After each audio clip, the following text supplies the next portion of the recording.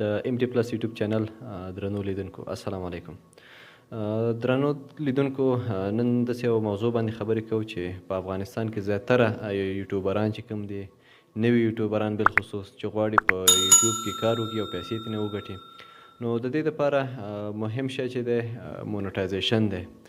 هغه هم په دې خاطر چې کله دا یوټیوب کې کار کوي او ویډیوګانې ورجګوي یا نور داسې کانټینټ راوړي ورته، نو یوټیوب دې دپاره پیسې ورکوي. نو دې دپاره به تاسو مونټایزیشن کوئ. مونټایزیشن باره کې تاسو ته لږ معلومات در کومه، ځکه زیاتره افغاني یوټیوبران بالخصوص ډېر مشکلات لري په دې برخه کې چې مثال څنګه موږ چینل مونټایز کړو او چینل زموږ مونټایز شي. نو د دې دپاره لومړی خبره خو دا ده چې په افغانستان کې فی الحال چینل مونټایز کیږي، خو متاسفانه چې کمې پیسې چې تا ته یوټیوب درکوي د ایډسنس د خوا نه، هغه پیسې تا ته نه راځي، ستا لاس ته نه راځي. نو د دې دپاره به تاسو داسې کار وکړئ چې په خارج یا کوم ګاونډي ملکونه چې دي د افغانستان سره، چې هر څوک ستاسو خپل وي، دوست هم وي، ورور هم وي، چې هر څوک وي اعتباري کس وي، نو د هغې نه به تاسو 3-4 شیونه راواخلئ. چې یو به آی ډي کارت، آی ډي کارت کې مهم نه ده چې آی ډي کارت صرف درکړي، خو د هغه آی ډي کارت د مخې چې کوم نوم، تخلص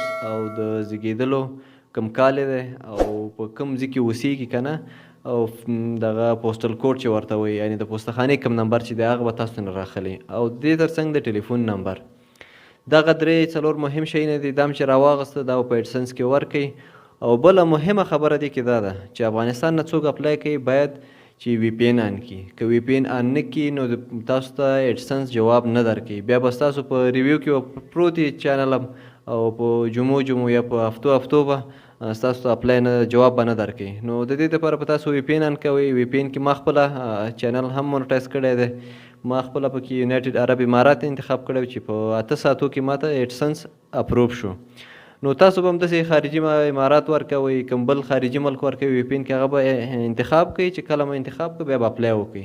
چې اپلای وکړئ انشاءالله چې ډېر زر به تاسو ته 4 ساعته، 15 ساعته یا 8 ساعتو پورې یا دې نه زیات 12 ساعته شاوخوا کېدای شي جواب درکړي. نو دغه ډېر مهم سټیپونه دي، ځکه بالخصوص افغانان وروڼه چې مشکلات لري که نه، اپلای کوي بیرته ریجکټ کېږي، یا خارج کې مثال څوک وي که نه. خو یو مهمه خبره بل هم دا ده، مهمه خبره دا ده چې تاسو کله د کوم چینل باندې یوټیوب لرئ که نه، ایمیل باندې کوم چینل لرئ، نو تاسو په دې ایمیل باندې دغه مه جوړوئ ایډسنس. دې دپاره تاسو داسې کار وکړئ د هغې کس په کوم نوم چې په آی ډي کارت کې دی هماغه نوم، هماغه تخلص، په هماغې باندې به یو ایمیل جوړ کړئ، ډیټ اف برث ټول به یې سیم ټو سیم هماغه ورکړئ. ځکه که چېرته تاسو یو ملي غلطي وکړئ نو د ایډسنس د خوا نه بیا تاسو ته چې کومې پیسې دي هغه مشکلاتو سره مخ کېږئ، بیا به پیسې تاسو ته بینک کې نه درکوي.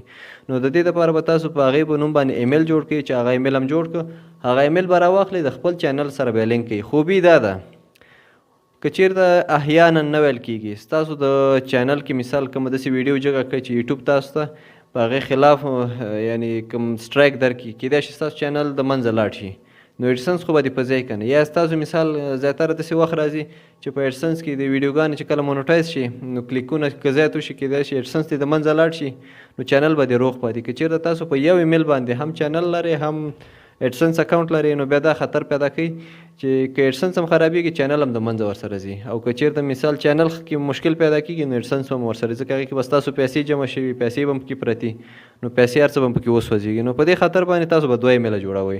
دغه 2یم ایمیل به دغه ایډسنس چې کوم ایمیل جوړوئ د هغې کس په نوم به یې جوړ کړئ، سیم ټو سیم به هماغه نوم ورکوئ چې ګوره غلطي ونه کوئ پکې. که 1 ملي هم غلطي وکړله نو ستاسو ته بیا پیسې نه راځي د ایډسنس د خوا نه. دغه مهم معلومات و چې تاسو سره مې شریک کړه، او خدای وکړي چې ترې څه ګټه پورته کړي د راتلونکي ویډیو دپاره. الله پامان.